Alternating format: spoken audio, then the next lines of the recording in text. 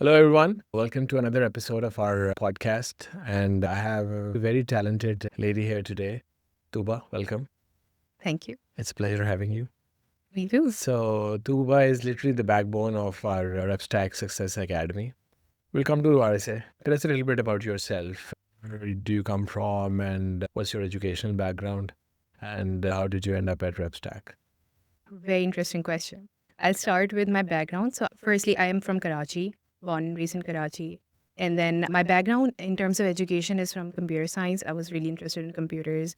And then after completing my graduation in computer science, in the last semester, I realized that management is something that I really like doing. And that is when there was a subject called software project management. And everybody was like, you're really good with management and all of that. And that is when it struck me that this is something that I want to do.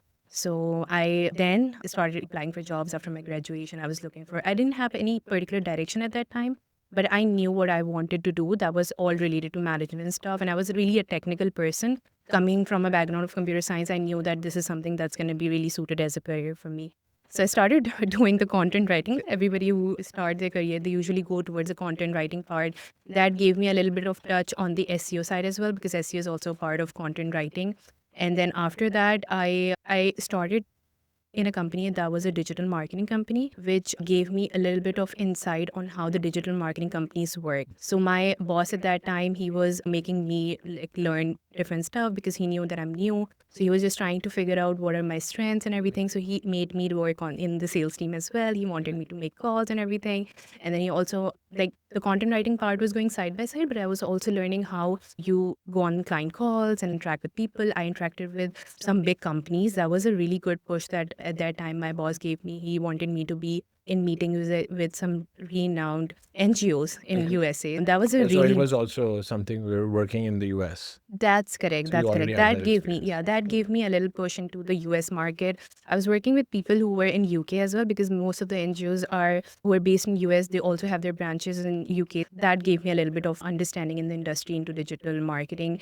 And then I was really interested in learning new tools, project management tools and everything. So I learned Asana. I got to know about Trello at that time, then some other softwares and everything. And then there were a few CRMs as well that I was having the understanding of. And then after that, I was working in this field, so I knew a lot of people working in different industries, different companies. I got to know about RepStack through this LinkedIn post, and I am a freak when it comes to the websites and everything. I went to this website where I saw this job posting of RepStack about digital marketing associate, and went on the website. I was like, that is amazing, such a nice company, all people centric and talking about different stuff. This looks like a good company. I was like, I'll apply So in to your it. previous job, were you supposed to go to physical office, or you were still It was working work from? from home. It was work from home. Okay. But also So that because was not something fantasizing you. It was just like another company yes, which looks good. yes. Yeah. And I was liking the idea, honestly. When I started working from home, I was liking this idea. I started off, my first job was from work from home. Okay. So it was a good thing for me. And somebody told me, so I knew about RepStack through LinkedIn and job posting and everything.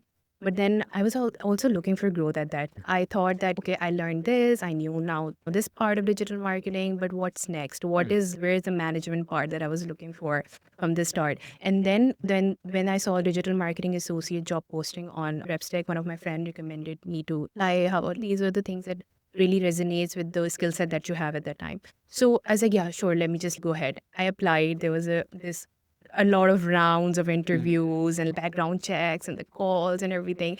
I was like, yeah, it's fine. I've just applied to it. I'll see if they select me, because I was working still on my last company. So then they called me for the interview. They talked about the tools I know. They double checked, do you know these things that you have mentioned in resume? I was like, yes, I know them.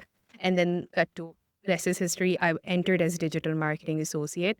But the fun part is, in within this role, 2 weeks, I was called by Hadika, who's my manager right now. She said that we saw your CV, we saw that you have a lot of experience in team management. You were working as an MD at the sister company of the same company that you were working in. We want to try you out for a role that we're looking for internally, and that is for a training and development associate. I was like, yeah, tell me more about it. She was like, are you interested? These are the details. I was like, yeah, sure. Let me just try that out. So when is going to be the interview? She said, next 15 minutes. You have to join this room. I was like, okay, let me just grab a glass of water. I did that. So that was a meeting with Mishal and Hadika, who were taking my interview at that time. They asked me some questions, which are really important questions. By the way, when I'm like taking interviews and I'm having sessions, I make sure that I'm asking those questions because that tells more about the technical aspects and the soft skills of people. And that's really important when you're working with company with different cultures. That is where I started off, and I got into RSA internally. Then, as training and development associate, got promoted to a digital marketing agency trainer. Tell us, what is RSA, RepStack Success Academy? So for the people who don't know about it, what is it? Okay, so we call it internally the DNA of RepStack, and that is truly what it is. In RSA, basically, we're providing the support to the people who are coming in, and it's not just associate side, it's internally as well. People say that everybody who have to enter RepStack have to go through RSA, and that is actually true because we provide the training and support, even if somebody's coming for the internal role, an internal support team, we make sure that they have like their training plans already. We're coaching them on the culture that our company have and the kind of clients that we have and whatever the department that they will be working in. We have trainings already for that. When they're jumping into their role, they're not new to the role. They know exactly what's going on. We have the documentations. We have all the stuff ready for them. We just share it with them. And then after that, just after 2 weeks or whatever the time duration is decided, they stick there and they get transitioned. For the associate side, it's complete package. It's trainings, it's support, it's continuous perpetual training programs that we have. We're focusing on a lot of important stuff. We want to make sure our people who are coming in with a certain set of knowledge and skill set, we want to make sure they're all trained and polished when they're going on the client account. So that is RSA. So now we just had our first trial of getting people from CSMs moved to RSA now. Yeah. How did that go? Let's talk a little bit, because now you guys are taking care of the people Yes. and they're just focusing on the client. So how did that go? Pilot project. That pilot project was an amazing initiative, I would say. When the idea came in, and that is a crazy idea, I would say, that as I proposed that, and we were like, yeah, let's discuss about it, what can be done as I had this idea, and then we implemented that idea. It was, I won't say it was very smooth, but it was really amazing for us because we were doing it already for the associates. But it was just that there were some responsibilities that were shifted to our end. When people were getting on the client accounts, it was just CSMs managing them. Then now the transition happened into RSA. But the fact that we wanted to make sure that they're feeling supported, the associate side, as well as we're also working on the client retention for longer run. So any small hiccups here and there, they're all eradicated. The plan was to make sure that the system is smooth. Let's make it more smoother. Make sure that everything is all set for people and for the client side as well. So now, I thought people might have a lot of questions about the transition, but because they knew the roles, Everyone has been through that. yes, so they exactly. know. It was really smooth for the candidates. Yes, they had questions, and we catered them right away. Before we actually started with the pilot project with 10 people, and then after that, we shifted a few accounts of one of the CSMs. We did 35 or something transition in 2 days. That was really smooth because we already worked on pilot for projects, so it was going really smooth at that. Yeah, the biggest advantage of this is that the pool got bigger. Yes. You have more help now. Yes. I think that's, for me, that's the best part about everyone coming into RSA. Now you have a bigger pool, you have more help, you have, if you're stuck with something, you have more people to ask these questions. Absolutely. Tell us a little bit about when I started off my job. I used to hate trainings. Like, why would I? What are you guys doing different just to keep people interested in those trainings? And how do you keep the track? And how are you seeing the change? How do you see the competence development during that part? That's a very good question, but I don't think so. People are backing out of trainings. Everybody know that marketing, we're in the digital marketing field and it keeps on changing. AI taking the wave all over the industry. A lot of people might think that there's this question, a lot of people are saying it might take your job away and all of that. But I think people have the idea it's not there to take your job away. It's just for you to understand that if you go along with it, it's just blueprint is still a human being. Yeah. And it's just a tool. If you're learning how to utilize it, it's not there to make you lazier, definitely. Yeah. A lot of people think that ChatGPT is making everybody lazier. I'll talk about myself. I've been taking trainings on AI and automation. That is something that we incorporated in our training right away as soon as we saw that is the marketing trends are changing, that the roles are shifting. Even when we talk about CRM roles or any other role, let's talk about any role, AI has taken a bit of the area of every field.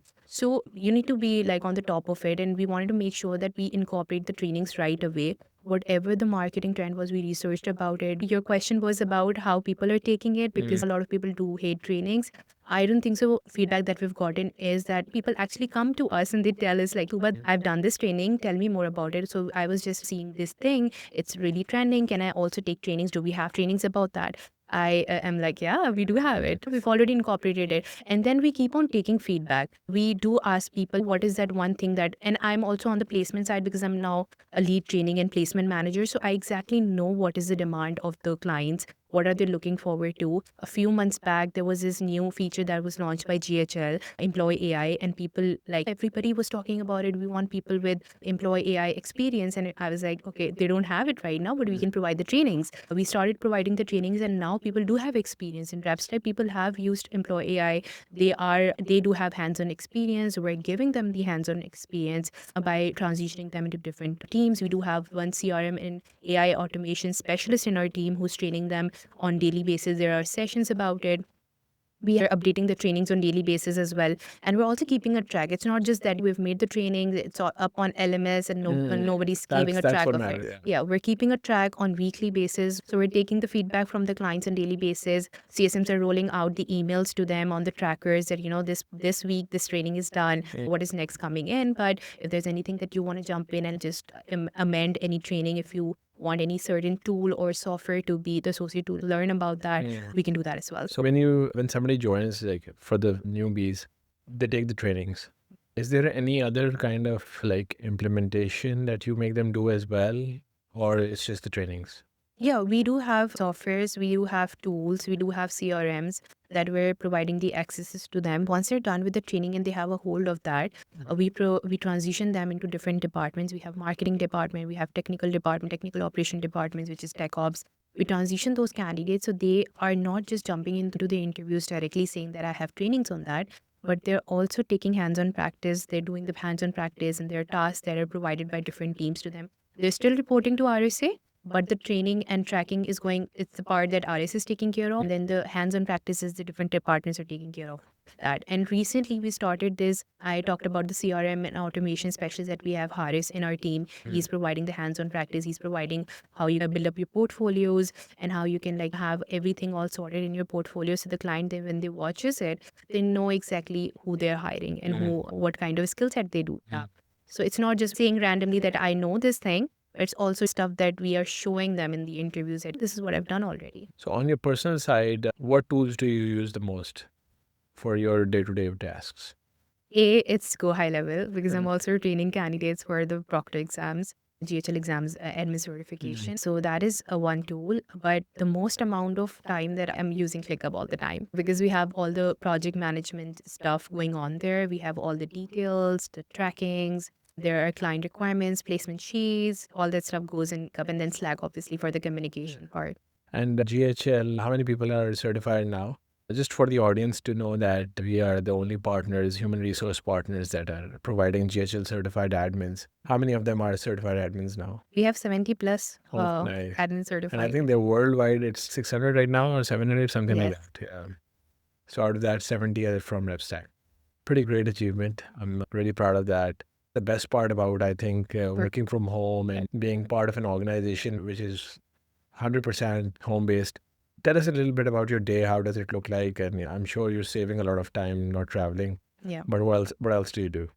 If I start from where I'm starting at RepStack, my day starts as I log in, I check the placement sheets, because I work on the placement side as well as on the training side. So it's my responsibility to check all the current requirements and the placements, potential placements that we have.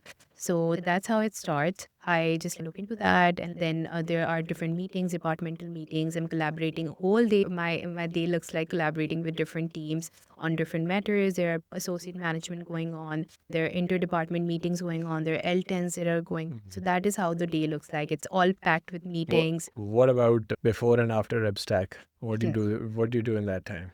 Yeah, in the early morning, it's just all booked for my workout and like my walk. I run a little bit, and then after that, I come back, I have my breakfast, and I just go to sleep. Because I think then I wake up around 1 hour, 2 hours before my shift just to make sure that I'm all sane before that. About the weekends? Weekends are for my friends and families. all about them. I'm going out with my friends. Just Karachi is a huge city. So I haven't even though I've born and raised here, I haven't tried every cafe out there, every restaurant. So I'm just like hanging out with my friends, and some days are just for my family, just spending some day at home, or maybe we're going out somewhere. So it's all about friends. And Karachi is great with food. Every time it never disappoints you. yeah. I think you're the best person to ask this question for the people who want to join RepStack or who want to start their careers in similar places. What skill should I have to join? If I'm just graduated, I don't have a job, or maybe I have something but small game. What are the skills that are being really helpful these days and they're like sold in click? So what would you advise them? My first advice would be just to make sure that you have a correct mindset. If you have the right mindset of learning, if you have the right mindset of growing in this particular field, then that's really important. Before joining into or jumping into any field, you need to understand what you're actually good with. As I told you, I knew from the start that management is a part that I'm really good with. That understanding is really important. And then after that, you need to learn about if management is something you're really interested in, then you need to make sure that you understand the tools that are really trending in the market. Then you need to like have a know-how of it.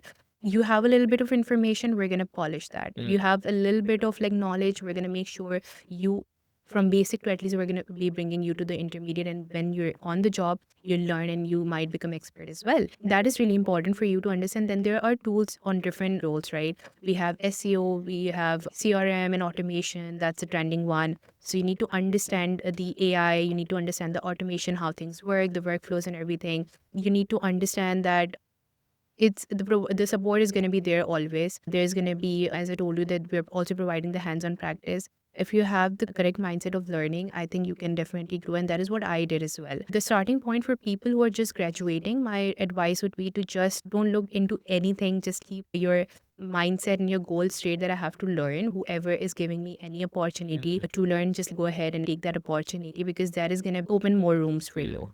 I think one of the tools everyone, 99% people at RepStack are using is Go Hello right now. Yes. And maybe that is something that people can just have a look before they start the other things. And I was looking at it myself as well. I've just created a few automations for one of my other gigs. And it's pretty easy actually. It's just watching YouTube videos, and I didn't ask for any LMS trainings, but yeah.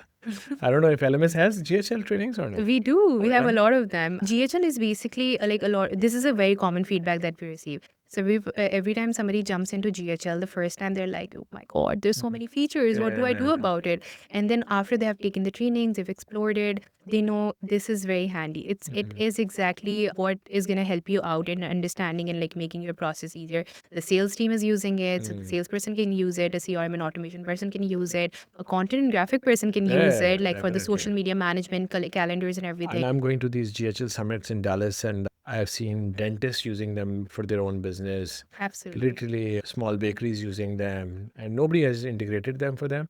They're using it by themselves. So it's that kind of tool. But of course, for bigger organizations, you need people to do it for you.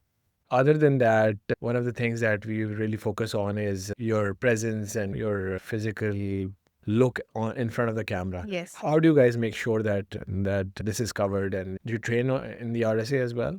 Absolutely. I was trained on that. I jumped into the calls a couple of weeks after my manager called me. She told me and she gave me the feedback on the executive presence. She told me how it is important. But when we're giving such feedbacks, and I think about executive presence, we have to be very, I would say, careful on the way that we're actually conveying our message. We want to make sure that they know exactly it's nothing personal about it, and it's all dedicated to how people are going to be taking the first. It's all about first impression. You're a perfect example of it with the job and Yes. everything, but the And I think- presence is there. Yes, Yeah. I think that's really important. I think because you mentioned about hijab thing, that was actually the first feedback I received from my manager, and was so beautifully conveyed to me.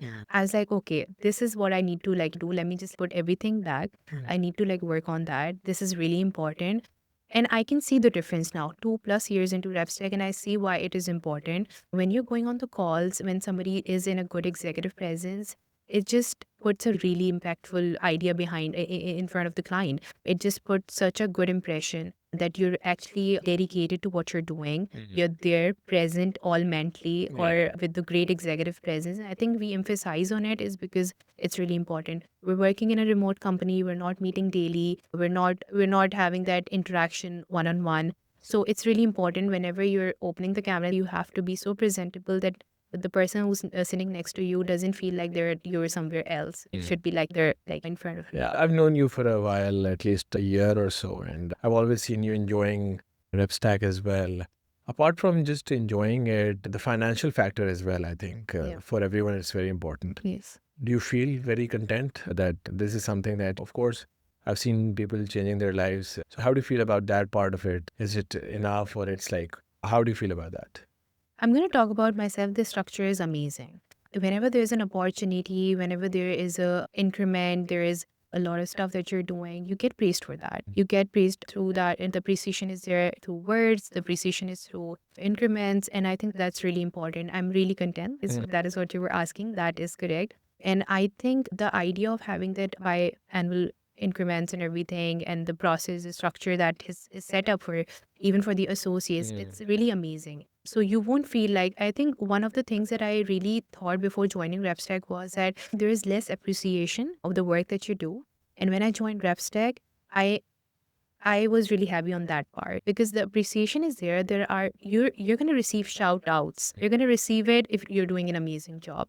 And people will call it out in the meeting. This person has done this, and this is why we have achieved this big thing. And that is really important. So in the paying structure is amazing. You get praised through that as well. So that is something that is really happy about that. I think at least talking to 70, 80 people a week, and you will definitely get a lot of shout outs. So you're in that position that you can say that. Yes. Yeah. But then there is back-end people like finance team, tech ops. You're Yes. not really, they're not into day to day. How's your relationship with Hadika, and how does that work, your manager? She is amazing. She is amazing. I say this always that I think the reason why You can tell us the truth if you want to. Oh, we're telling. I am definitely telling the truth. Yeah. Also, Hadi, I think I say this in like shout outs whenever we're getting appreciated on something. I give that credit to her because I think the team environment, it's amazing. Yeah, I think She doesn't make it look like that I'm the manager, you guys are like under me. She make it look like that we're friends right here. We're working on the same mission. Let's do it all together. She has great ideas. She gives perspective into those ideas, whatever is coming from Azure, and then she makes us explain and streamline it. We do the work then, and she appreciates us. She makes sure that we're getting the due credit for that as well, and that is, I think, really important. I say this to everyone. She has that idea of who can do what, and that is what is important as a manager. I work as in the management as well. I know exactly why this is important because then you bring the best out of people, and that is what makes you a best manager. I think she's a very impressive personality as well.